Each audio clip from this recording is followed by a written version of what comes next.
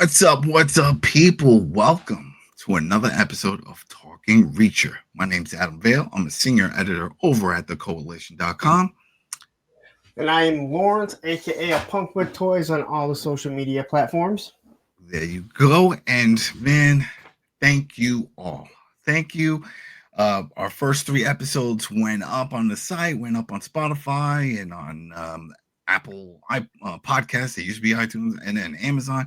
And so far, so good. You guys are listening. You guys are watching and then following and subbing. This is great. I'm glad for you guys and us. I'm glad for Reacher and Amazon Prime because they are really advertising this show. I see it everywhere.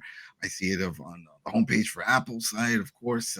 It's on the front page of Amazon. I mean, they're really pushing it. And it's fantastic that people are interested, engaged, looking it up, and finding us. So thank you. Thank you all. Thank you for everything. This is great. We are going to continue on. And so I just really want to get that housekeeping out of the way because it means a lot. It means a lot. We were putting in time. We were talking about doing this. And it's always great when you create something and you put it out there and then people embrace it. And they accept it. And I'm like, yeah, this is cool. We want more of this. Yeah, let's talk about it because we love this show. You guys love this show. You gals love this show. So that's what I have to say. Anything you want to add to that, Lawrence? No, you know what? Hey, please, again, we appreciate anybody that watches it. But the best way to support the channel is please hit that like button. So many people forget to hit that like button. So please hit that like button. Hit that subscribe button if you haven't yet. I've had a lot of fun talking about this. I have a feeling, there were some things we get to go back in time and look at a bunch of things on this one because we get to actually find out who Dominique is or Dominique. Yeah, Dominique. Yeah. I had a friend that she's like, call me Nikki, or if you're gonna call me by my real name, it's Dominique, not Dominique. So she didn't want Dom. She didn't want to be called Dom. She said my name is Dominique. So anytime I see that, I feel like I'm being very proper when I say Dominique. Dominique. All right. So you know what? You already started off. So this is season 3, episode 4, Dominique. And it's hard to believe we're already halfway through. It was just like the first 3 episodes dropping day 1, and then here's 4, and there's only 8 episodes in this season. So should it be? I feel like there should be at least 12 episodes. Especially when you drop 3 right at the beginning. Yeah, it's weird because if you ever watch any British shows, I used to watch Sherlock. If you ever watch that one, really good show. 3 episodes per season. Granted, they were almost 2 hours long, so they were like mini movies, but still, like 3 episodes. And as you see, a lot of shows here are like 6 episodes. AMC shows 6 episodes. The Disney shows are like 6 episodes. Yeah. Sometimes you'll get a random. I think there was a Mandalorian had like 9 one season or something like that. Yeah. It's like, well, what's with that? Yeah, it's like, all right, what's going on here? But here we are, 8 episodes in. So let's get into it. This is it, Dominique. So we start off where we left off. We have the new number 2, Reacher, in the car with Zachary Beck. He gets a phone call. He starts spewing all the dirt, the fake dirt that Reacher pushed, talking about Duke. Oh, you put this guy, he's a spy, set me up, all this stuff. Don't worry, I got somebody else who's helping out. And we hear the confirmation. Reacher is now the number 2. Yeah. And now he's his new lieutenant. And you asked the question. Do you remember the question you asked while we were watching it? Yes. How much do you get paid as a number 2? Now, what is the pay rate? Because again, if you become a lieutenant, that means you're going now from being, an enlisted. He was a grunt. Yeah, exactly. He said he wanted $5,000. Remember, that was the whole thing. I'm a drifter. Just give me $5,000. I'll do whatever dirty work, then I'll move on. Clearly, he's getting more than that, but bring it up, right? I would. Yeah, and again, I feel like Beck realizes this guy, one way or another, actually does care about his family. Yeah. We'll find that out a little bit more in this episode. And you know what? I'll just say this. I really liked this episode because of that. We got a lot of questions answered. Yeah. A lot of story building, but just not dragging it out. And rightfully so. We're in the mid-season. Episode 4. I feel like we just started this. And it's like, this is the mid-season. But yes. Right. So, well, go ahead. There's a lot that needs to be explained I want to start off with, Dominique Kohl. Am I the only one that's bothered that her name is spelled Kohl and not Cole? I see it like that should be Kohler. It was. Hmm. I mean, I've never seen it spelled that way. I've always seen it with the C. it's been driving me. So, It drove me nuts the whole time. right? It's like it is what it is. It's their show. It was in It's the a little novel thing. written that way. I'm pretty sure. So, yeah. But hey, that shouldn't be your only issue with all this because again, we have this big 6'3", almost 300-pound man just wandering off again. So he gets back to the house, the mansion, Yes. right? Which I've clarified. Everybody, I put over on YouTube. I put the correction because Yeah. I don't know. A brain fart when we were talking about last time because clearly we made mention that he was wearing "I Love Maine" T-shirt. Bedoy, you're in Maine. But I kept saying New England because I was thinking of the kids' college. But anyway, we then see that he is now with Duffy and Billy. He goes to visit them, and they're like, "What are you doing here?" He clears it up. He said he went to go get some food, but he timed it, and so he just It needs was to. about an hour. Yeah, about an hour. So he just leaves. Okay, I get that. Well, he's now the number 2, right? He's in. Yeah, but still, you're a drifter. Think about this. You're a drifter. Let's say you're Zachary Beck. You're Zachary Beck. You just hired this guy. You bumped him up to number 2. And then you find out that he's leaving to go get food. Do you really trust him? Because like we have a cook on site.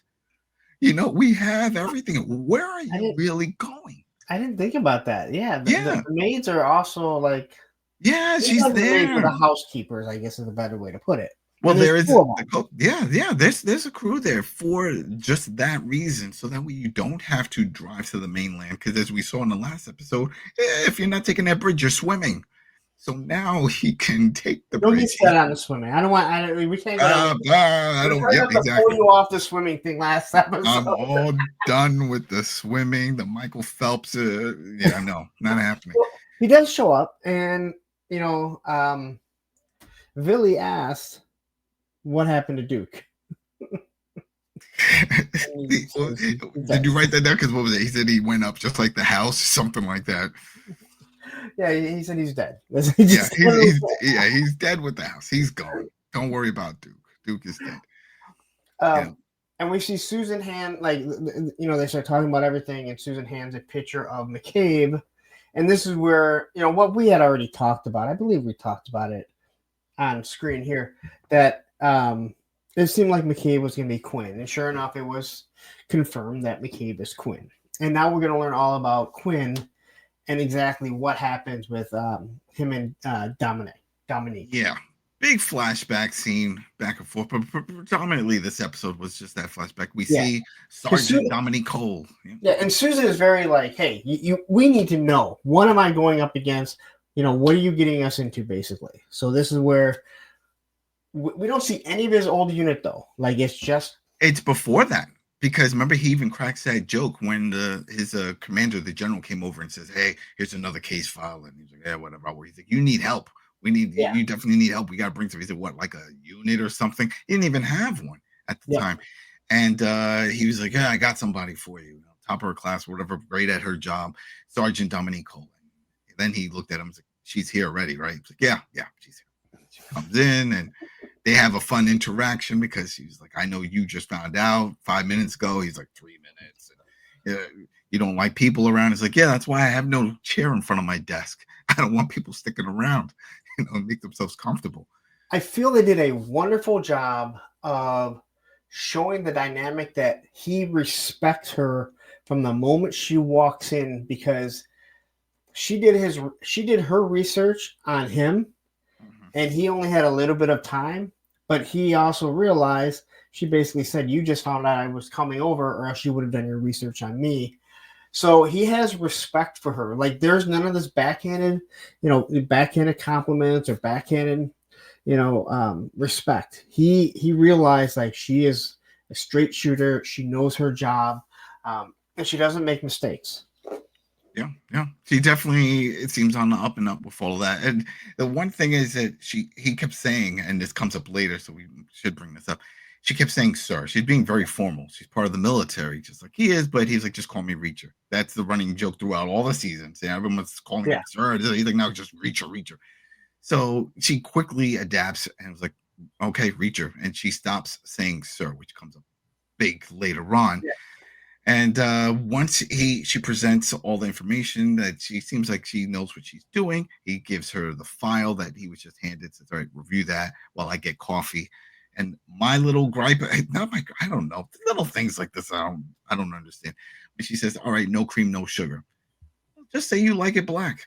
Like, isn't that what that is, right? It's just black, but I don't know. I found that interesting that she said it that way, and just whatever. But she reads through and she says none of this adds up because it looks like they're investigating someone, part of their intelligence unit that might be giving away secrets or something. Yeah. And so they are going to do an investigation. They're going to tail him and see what's going on. And then that leads us to the park. Yeah. And then we see them sitting in the car doing their surveillance.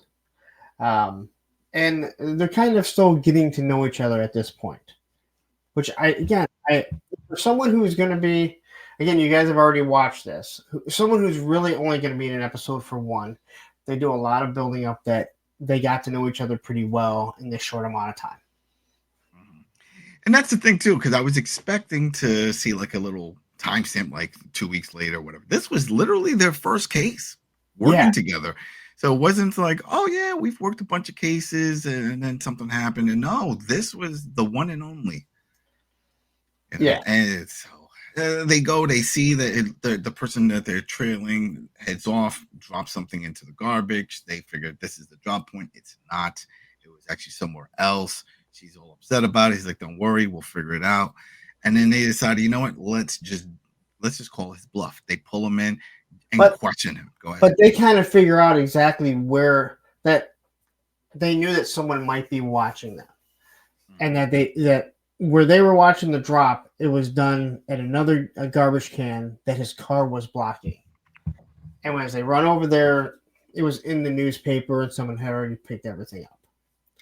You know what that brought up when I saw that scene? I thought of him. We talked about this before off camera that you watched. The Night Agent. There was something similar that happened in that one as well. I remember with a car and hiding off and doing stuff. But whatever. That's a whole other spy show.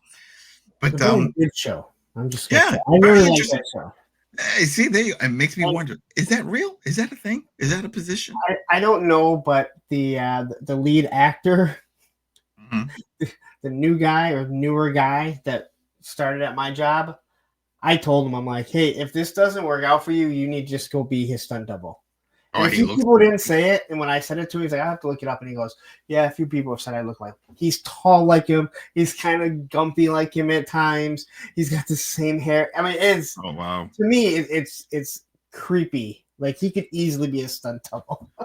Shoot. Yeah, well, that's gonna help him out in life if that show takes off, because people are like, oh man, look who's here. All right, so Cole is in there doing the one-on-one investigation. The police style type of situation where there's a mirror, but reaches on the other side. So the guy that they bring in is specialist Roland Gorhowski. Good that you wrote that last. I just wrote Roland. That was like I was not. Gorhowski. There you go. We'll just Roland G is who we're calling special unit. She's grilling him. Why are you selling us out the country? How could you be a traitor and all this stuff? Yeah. He's keeping real profile. I'm not a traitor. I'm not this. And then he comes clean that they kidnapped his daughter. Right. And she was like, who kidnapped your daughter? I can't tell you. He's on the inside. Long story short, as we know, he spills all the beans. It's Quinn. Right. It's Xavier Quinn. He's part of the special unit group, right? Of some military special force. Yeah. Special intelligence, military special intelligence. And they didn't give him anything. Like they weren't paying him. He's like, I've never taken a dime. Yeah. They showed me, they kept my daughter, and then the things they said they would do to her if I didn't. I think we're going to see that later on. I mean, it's kind of foreshadowing what is about to happen as we move ahead.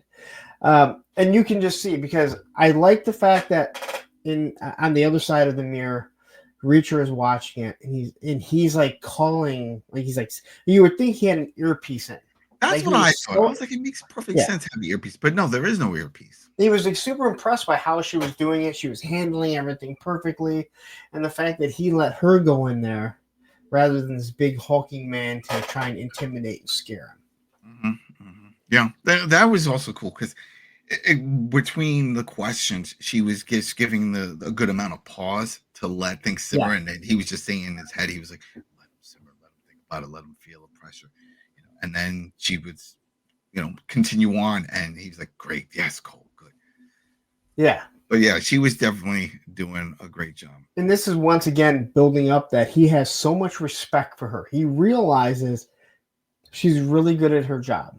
All right. And this is what the general had told him when he basically said, yeah, you're being Yeah, assigned. yeah, yeah. There's nothing you Yeah. can do. Like that's just it. Somebody to help, and she was definitely helping. She was holding her own. Let's just say that she was definitely holding her own, and he was accepting that because Reacher is very much a drifter in his own life of just even work. He likes to work solo, which is why it's always funny. And when he started the 110, that whole process. Yep. But anyway, I think this is also when we're introduced to Tony, the other member of the crew that jumps in, right? So another guy comes along. He's there to help out. He's instantly smitten with Cole. You can tell he's already got the stars in Yeah. his eyes, and Reacher notices also. But this is the part that sort of confused me because it was very rushed, where I guess he had provided some information. I don't recall all of it, but they know it's a Syrian international, right? And that this is the person that Xavier is selling intel to or blueprints for some equipment. And they were like, well, we know where he is. And this is why I say it threw me off. Because, well, why can't you just go to his office or somewhere? No, they find him in a nightclub. They go to the nightclub. And And I was like, I thought there was something up with Tony. I thought he was on the take. We find out later he is not. no, he's definitely not on the take. No, he was not. Yeah. He was on the floor. Yeah, he's on the floor. He's taking a nap. That's what he's taking. But oh man, but yeah, but that threw me off. I was like, all right, well, then this has to be a set piece for the show. There's gonna be a big fight scene, John Wick style in a club. This is what I'm thinking. This was weird because they don't want to go into the club. Well, Reacher doesn't want to go into the club. They're doing this surveillance, and this guy just comes out like the back alley, and they just follow right behind him. Yep. There was but we had to miss the funny part because Reacher, he's a hulk of a man. He's in the back seat. We got Cole driving, and then Tony shotgun. And of course, like you mentioned, Reacher's like, I don't like this. It's like, what, the club scene? It's like, no, music, if you can even call it that. So he says to her, and then Tony's like, well, I like to dance. And then he just like, there's that side glance is just staring dead eye at Cole, but she's too focused on the job. She's looking at the floor. She was oblivious. Yeah. But it's funny to see that scene because Reacher's right in the center of them, and he could clearly see. He's looking at both of them like, oh, I see what you're doing. What is this? So they go after, I think it's Quazam. The Syrian International. Yeah. Syrian. That's it. The national Syrian national. Safwan Quazam. Except there's no U. So Kazam? I don't know. We'll say the Syrian national. Someone right now is going, oh my gosh, you are obliterating that name. That's what I'm saying. That's like, I don't even bother. I was just like, it's a Syrian national who he has his security detail. And hey, I'm just gonna say this: it's easier than his real name. Just gonna leave it at that. Okay. That one I'm not even gonna try and pronounce. There we go. Hey, no disrespect to the guy. We just say it's just not in our vocab, so we don't want to butcher it. We're honest. We don't want to butcher. Anyway. But they get to the alleyway, right? Yep. And I don't recall it. But did they hit the first guy? I think they did, right? Because then the other ones. Yeah, he punches the first guy if I remember correctly, and then they beat up a couple of them actually. Because I remember the other two, and then Dominic took out the gun at some point. Too. Yeah, and then the one guy stands in front of the Syrian national. And basically Reacher says, listen, what is this, $5 an hour or something like that? And he said, take your guys and get out of here. And then he ends up working out this deal. But this is when after they work out this deal, this is when he basically tells Tony, listen, you have the hots for her. I know it. I can see it. But then basically breaks everything down. Don't buy roses. Do this. Do that. Don't take it. All right. So now we know. Would you take advice from this man? Now I was waiting for dating? Tony. I was waiting. Well, I don't know, man. Look at him. Exactly. He doesn't need any of that stuff. As we've seen in prior seasons, he takes his shirt off. He's the guy who goes, you want to come home with me? And you're like, that's my date. Like, she's leaving. Okay, I'll see you home. That's how it works. That's how it I was waiting for Tony to turn on them during this. Oh wow, you really did think I did. I totally thought, because I didn't get the vibe at first that he was into Kohl as much as I thought he was just another traitor. I think I could see that now that I think about it, because he just popped up in there. He wasn't part of. Yeah, there was no reason for him to be there. Yeah, like, it was just private too. Yeah, he was a private. So what's the next part of this? He fills him in on all the information. He gives them they see the copy of the document. No, he tells them, before that, he tells them, I guess, where it was going to happen, because then we see the drop-off exchange take place. Yeah. And then they get once they see that Syrian national, he gives them the briefcase. They confirm, yep, this was the intel. This guy, Xavier Quinn, is selling these blueprints. So it's all in the bag. This was my gripe, and we could talk about this, because this was my issue with this episode here, because it just seems out of character for Reacher. When they're back at his office, and now Kohl presents information. Yeah, we confirmed it to the T. This is it. This is all the documentation. And he says, hey, this is it. This is all your work. This is your collar. Go get him. Go arrest him. That's it. We're done. He's like, oh, really? Yeah, just go. That's it. Yeah. Why? He has state secrets. He has all this stuff, right? This is truly one of those things where you the SWAT team, you are making sure that this guy is not getting away. Yeah. There was no reason to send somebody in. Like, you have him dead to rights. There would be no reason to smooth them.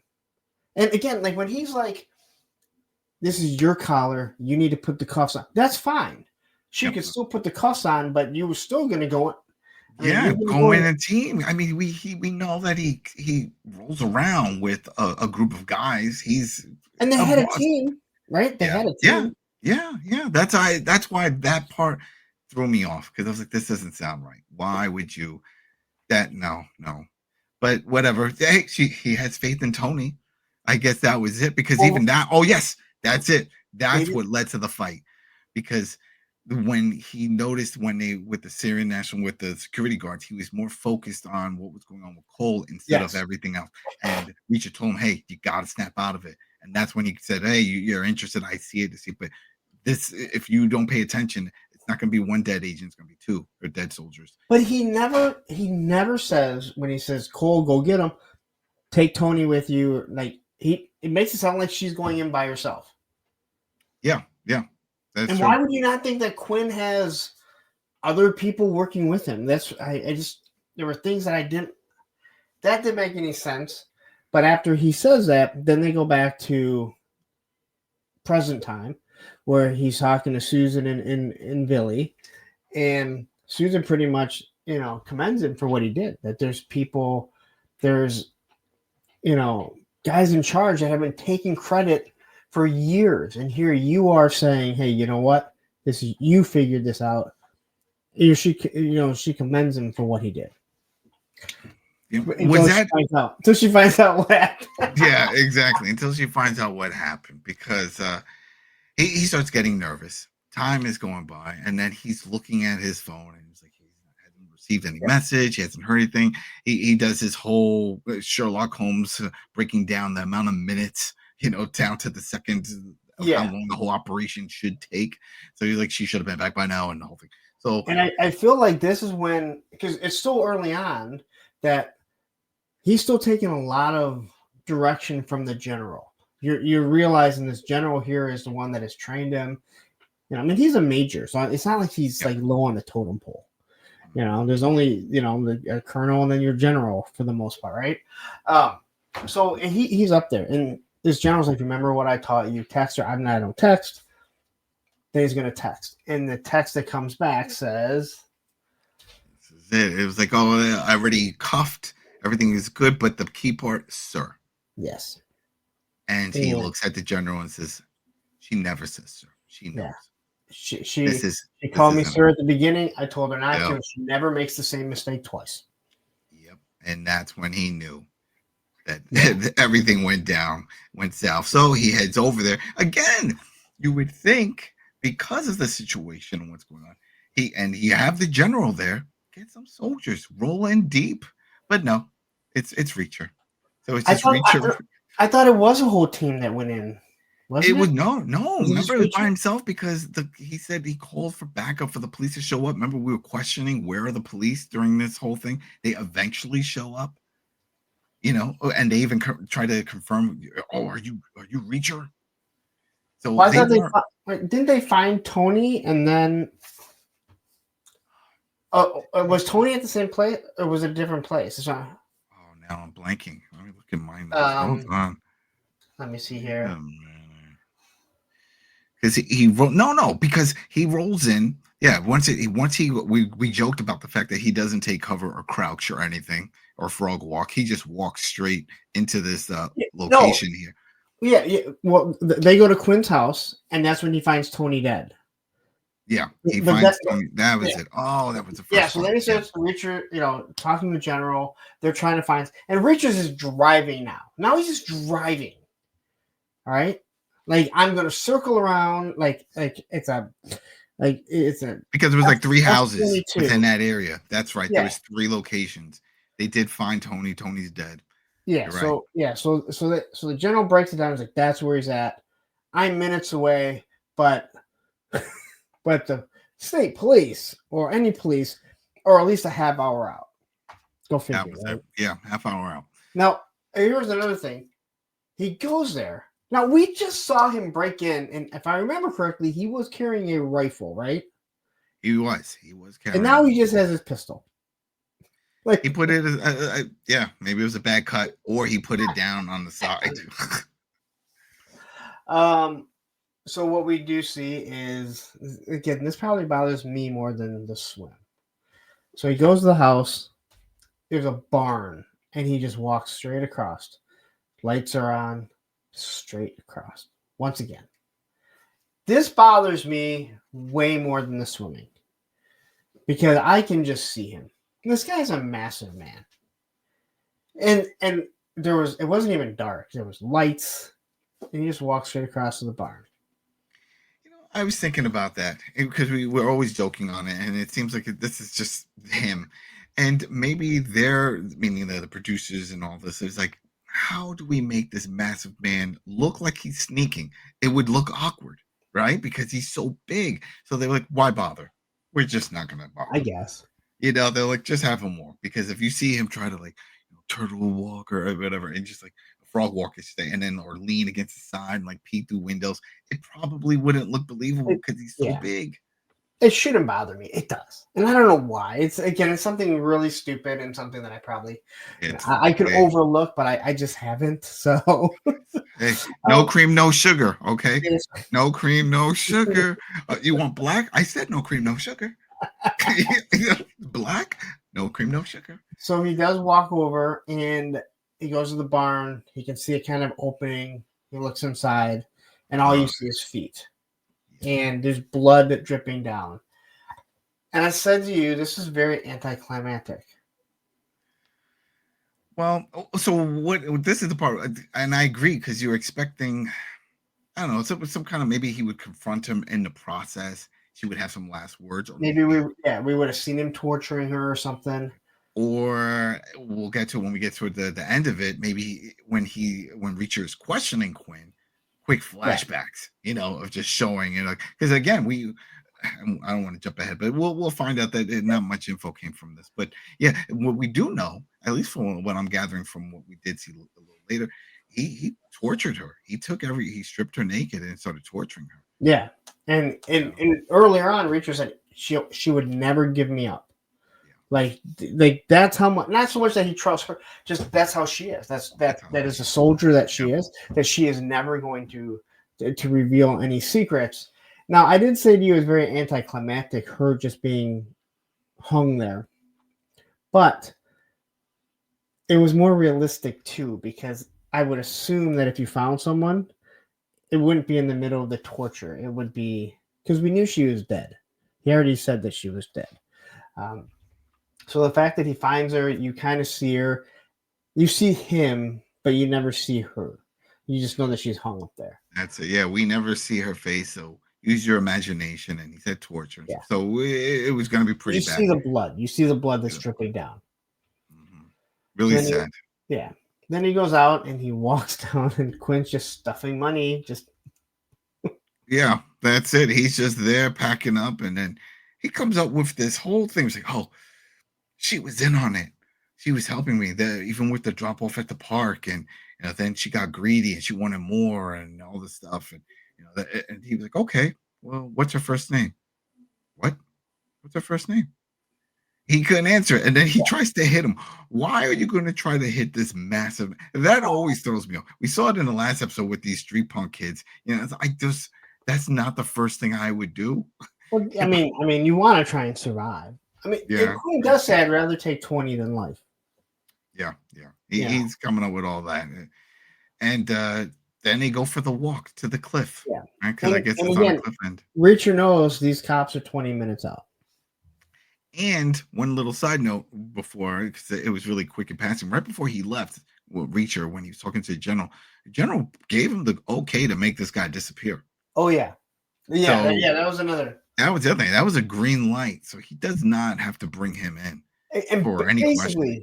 Even if he would have gotten caught, once they saw that, there's no way this guy was going to make it back. They could have easily said, "Oh, something happened." But even if Reacher would have gotten caught, he would have been removed from jail by the military. Like that general has the power to show up and be like, "You need to let him out. We'll take care of this."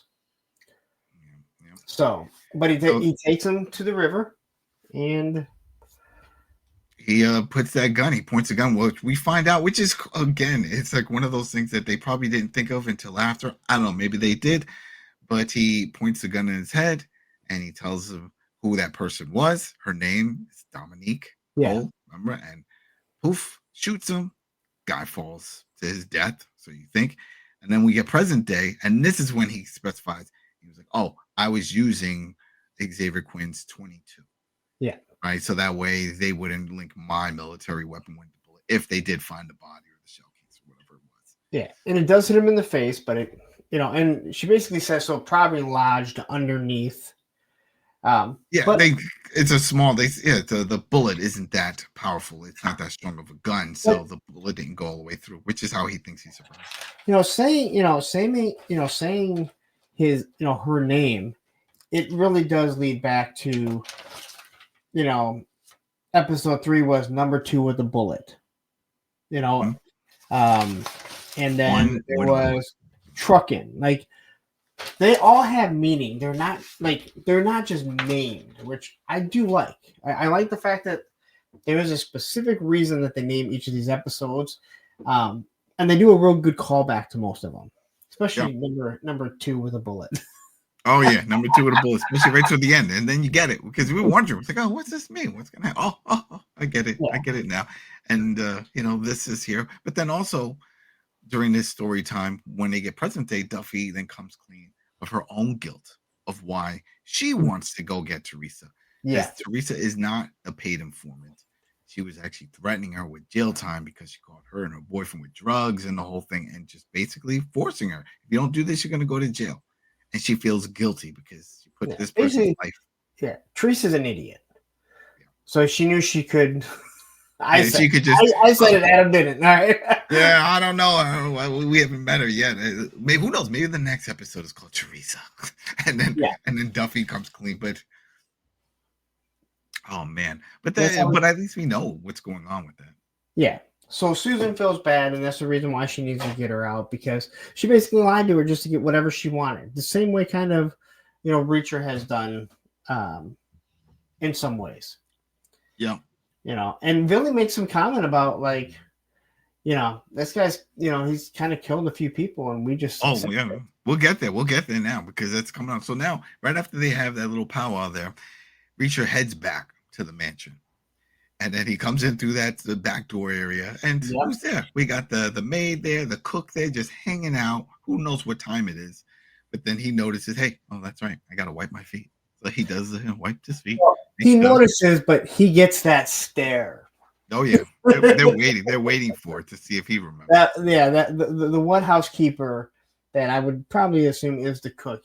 She has that look, and he stops and he wipes his feet. Agnes, I think that was her name. Agnes. Is it Agnes? Yeah, one of them is named Agnes because he said Agnes. Yeah, Agnes and Annette. There we go. Yep. That is the younger one. Yep. And the best part is when he says, "Do we have coffee?" It's like, "Yes." Are you asking that you want coffee? Just say you want coffee. He's like, don't just ask, don't just throw it out there. Just say you want coffee. And then he says he wants it black. So yeah, at least he doesn't say no cream, no sugar. And then Agnes asks what happened to Duke. And he says something like he's no longer working. Yeah, he no longer works here. He's gone. And when he was asking what's going on, is why they're up, and they're like, "Oh, we're preparing for the birthday party. Zachary Beck's 50th. Zach's already turned in for the night, and they're getting things ready." It's like, "Oh, a lot of friends coming. No friends. It's just rich people and people with power." And then that's when they question, like, "Why are you asking these questions?" Like, "Well, I need to know."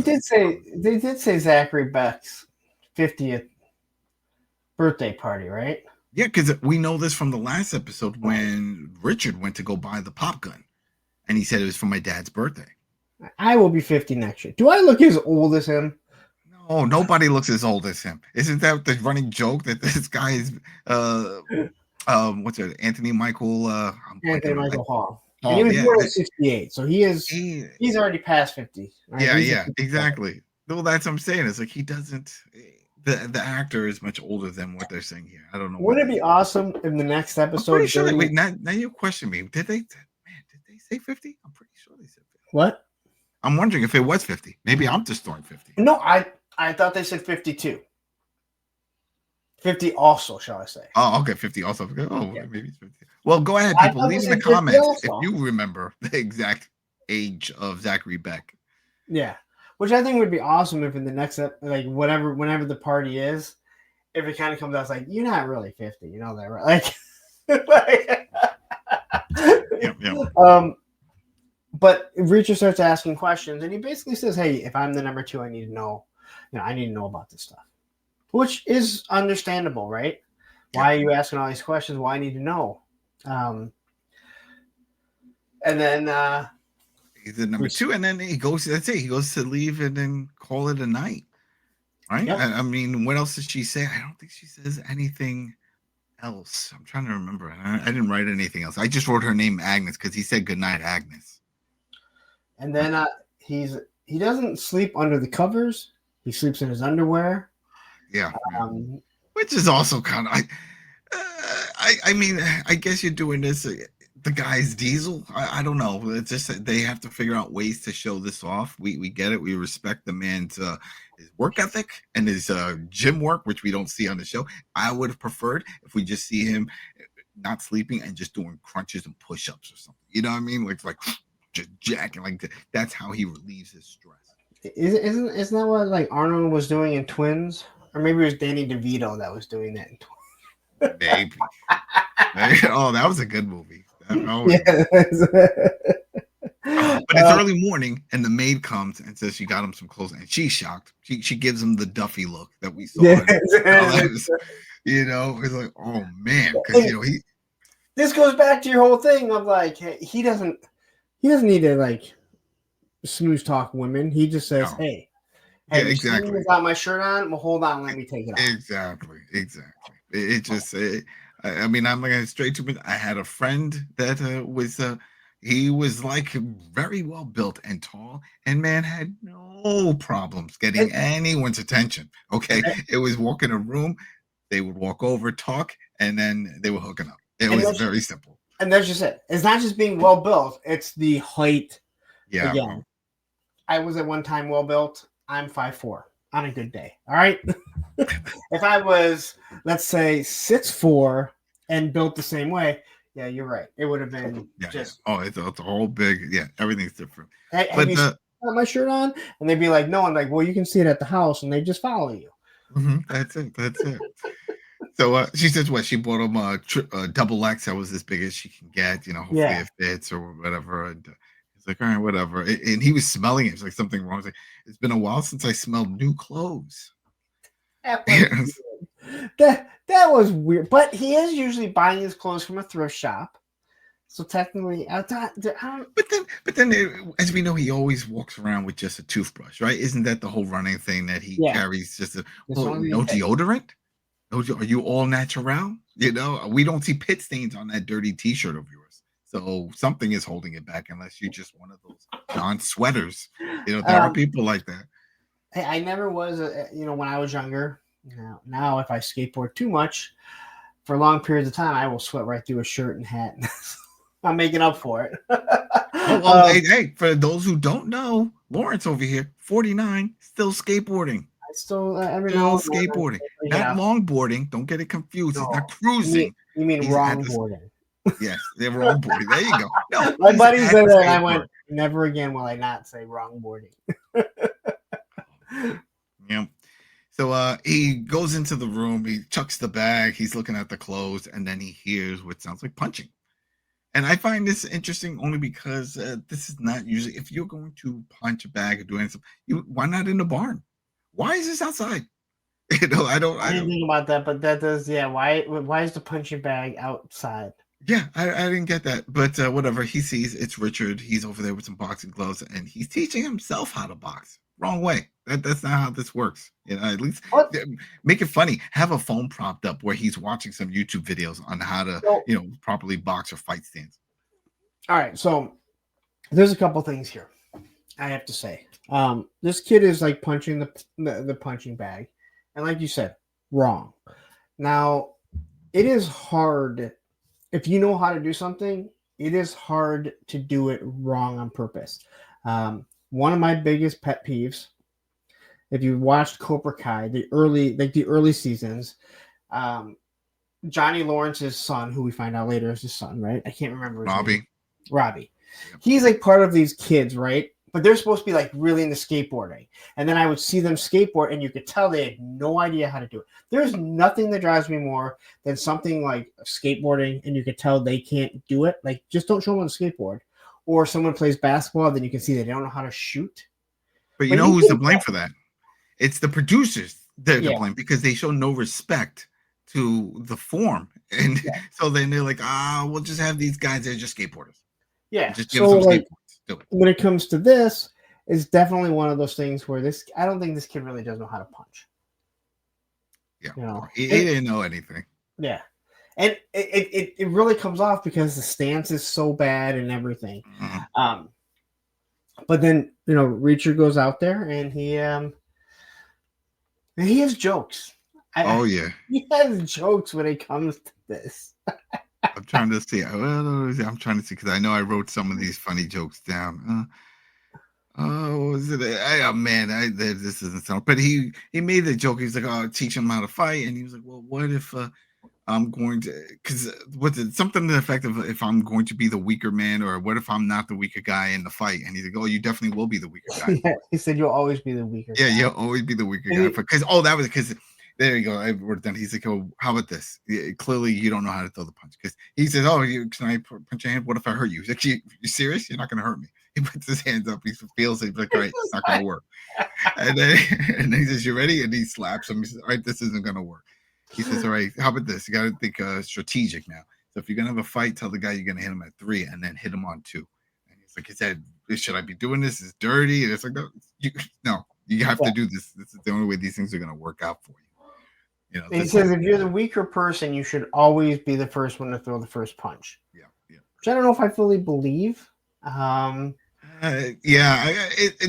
There's a lot of other things that could be a factor. What if there's more than one person? I personally believe that if you know that you're going to fight, just be the first one to throw the first punch. Right? I saw what's this guy's from Dusk Till Dawn. He was the vampire. I'm blanking on his name. The Mexican actor, really big in Diesel also. Danny Trejo.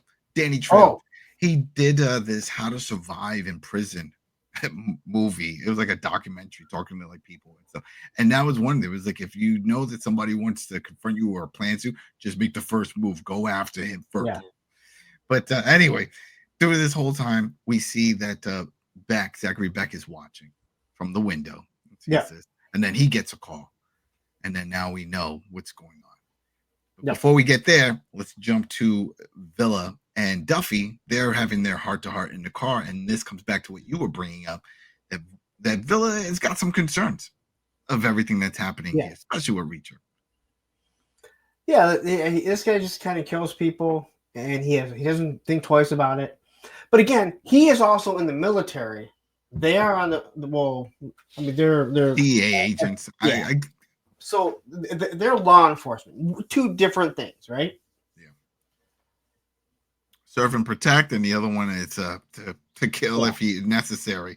Yeah, even though he's he's military police, you're in the military, you do different things. The Navy SEALs do not do the same things that SWAT does, right? Yeah. But he brings up some good points, and this is a valid point when he says, "Are you sure this is all worth it? Like he's killed a guy." And she was like, "Well, I helped. I took out some." It's like, yeah, exactly. For what? For Teresa?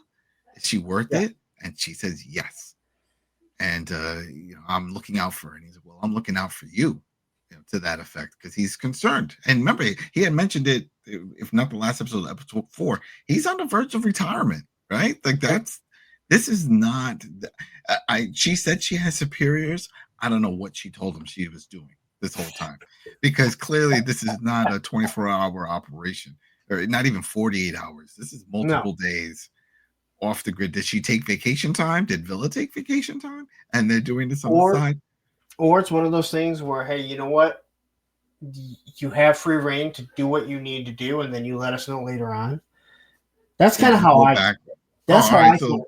Like, you know what? The lead. Like you go do what you need. You just need to let us know that you are actually working on something. You've been around long enough. You have the free reign to do that stuff. That's how I took it. I could be completely wrong, but who knows? Could be.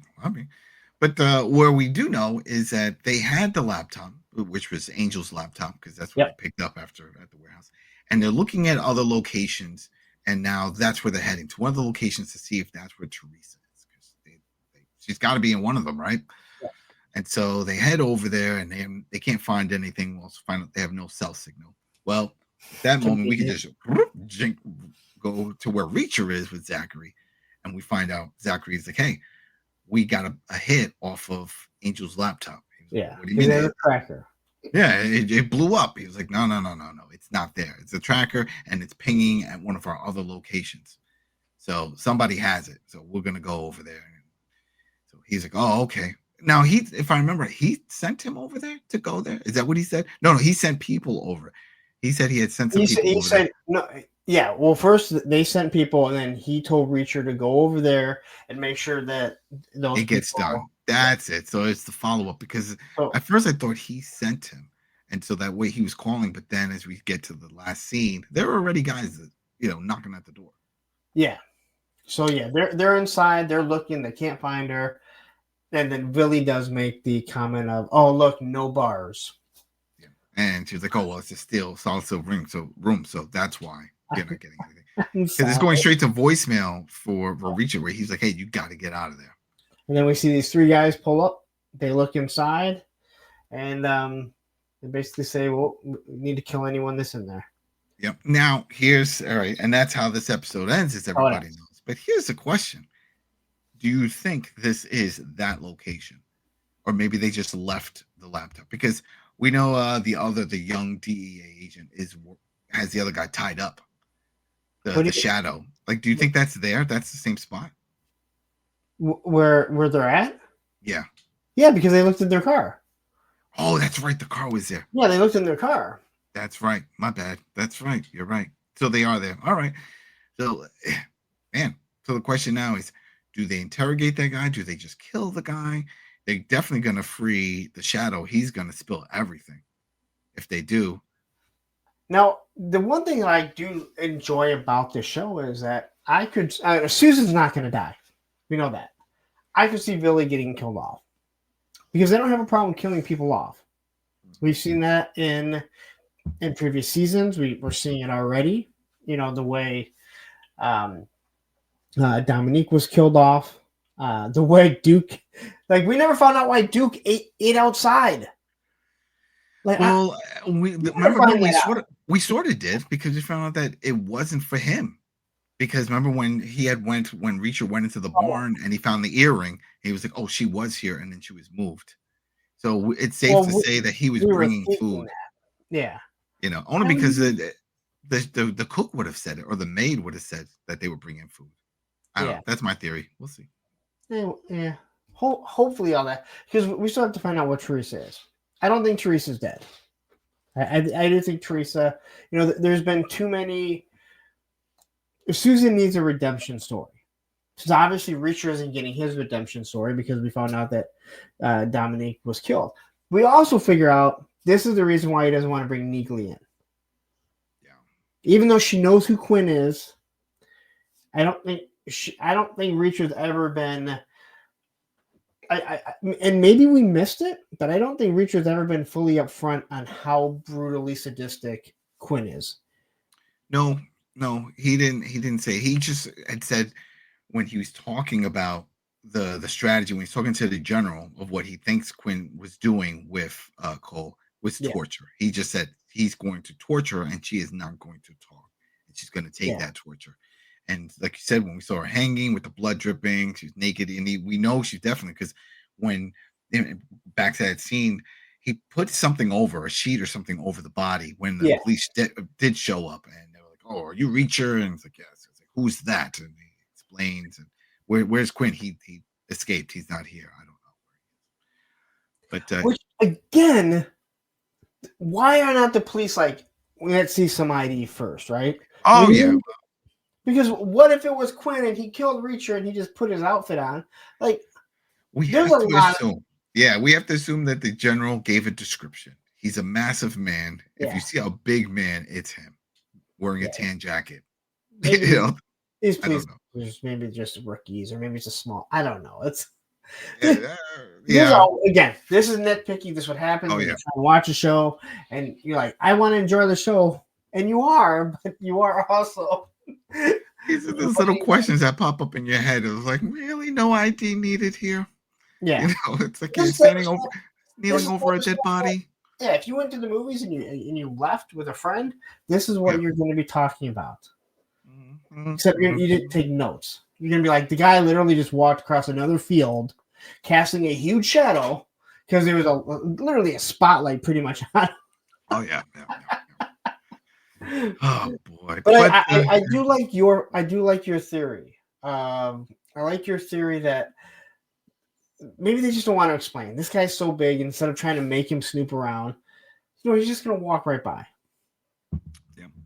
And I've only read like 2 of the books, but I don't. Again, it's been a long time. I can't recall if that was in the description that Lee Charles ever referred to, like explained. Oh, he sneaks past these guards to get into the back door. I don't recall ever. I mean, again, in the comments, if this is a thing, and maybe it wasn't the producer's choice to direct him in this way of just walking like RoboCop straight into a building or straight into locations. And that's the other reason why, going back to when he's giving Tony advice about, you get her flowers but not roses, everyone does it, just ask her out. Really? I mean, I know it may work for you that way because look at you and then look at me, that type of thing, but for the normal folk, you gotta try a little harder. I'm just saying.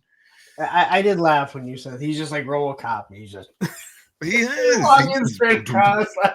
He's got the real stern face. Everything he says, even if it comes off comical, is clearly not intended to be comical. He's not trying to crack jokes. I will say, and I know I brought up the movies a couple times. After watching this, I think I'm going to want to go back and watch the movies again, because now I have these notes and little things. I want to see if they made the Tom Cruise version. I think they did. He's not big, obviously, like him, but very cerebral, the same way that he is. He's more logical than physical. But as you know, and everybody knows at this point because he does all his own stunts, Tom Cruise likes to take control of how he performs roles. Yeah. So this could be plenty of things where maybe it's not written to sneak around. Somebody think, no, I'm going to do it. I just think it makes sense, and especially for Tom Cruise because he is a shorter man, it would look better, I guess, and easier for him to get even lower for different. Well, yeah, and that's why I said I'd like to go back and see if he does it. See if he does it. Oh, because there are certain things. Because I mean, in the one where he fights the 4 guys, he pretty much tells them, "All right, so here's what's going to happen. One of you is going to get overly fierce. I'm going to take you out. One is going to run away because that's what one always does. And then, it's like." Yeah, there are little things. I'm just interested to see if the movie if it aligns with how they're portraying the character here. Yeah, the actual character. Yeah. We know he just like sleeps around. Like we do know that. Yeah, we do know that. And at least even in this one, every season there is a love interest. So I don't. You know what I was thinking when we saw that interaction with the maid and Reach, I'm like, maybe this is it. It's not going to be Duffy. It's going to be the maid. I could see her knocking. It's like, what do you want? And she just walks in, and then they're real subtle about it. Just close the door. I think season 4 may be him sitting around getting STT tests. Whoa. Oh, no, STD. That's what it's all taken. Oh, man, that's a whole uncut version. Wow. All right, people, there we go. Thanks again for sticking around. This was our review and discussion for episode 4, Dominique of Reacher. Thanks again for sticking with us, whether it's here on YouTube on the Coalition or if you found us on Spotify and YouTube and Amazon. I already said YouTube, sorry. Apple Podcasts and Amazon. Thanks for the follows. Thanks for everything. Again, comment anywhere. We will bring these things up. Some people have already made some comments. They find the show interesting. Reacher itself, and they're enjoying it. We agree. This is fun. We like this show. We like. Be sure to hit a like. Be sure to hit the like. It's the easiest thing to do. Easiest thing to do. Yep, that is true. And before we head out, hey, anything you want to plug, Lawrence? You're a busy man. You're always doing stuff. So anything you want to plug on your channel? What's up? I see this chair so much. So if you are into toys, I do a show, Monday Night Toy Ramblings, every Monday night at 9 p.m. Eastern Standard Time. I go 3+ hours just talking about toys and always have a topic. And every Thursday, I do a Thursday with a friend where I pull someone from my community. Some of this helps support me, and we get to know who they are. I always find it really interesting. You see these lives, and you always wonder, who is this person here? Like, what is their story? You were just on it last week, so go check that one out if you want to know who this guy is. I'm an open book. You watch my stuff, you'll find out. Oh, yeah. He's definitely, and he's very good with responding if you're in the chat. So if you send a message, he will answer it. I do my best. Good with that. He's very good with that. If people are spending their time to ask me a question, I'm going to try and obviously get back to them because I agree. That makes sense. Best way to interact. I'm not giving my phone number, so no. Yep. And let's see. I'll have my review of Yakuza Pirate in Hawaii, and that's going live tomorrow on the Coalition. And go ahead and check that out if you're on the fence about that. It's a very wacky pirate game in the Yakuza universe. But anyway, thanks again for all the support on this and sticking with us and continue to stick with us and share and all that good stuff. So we will see you next week for episode 5. Peace, everybody. Take care.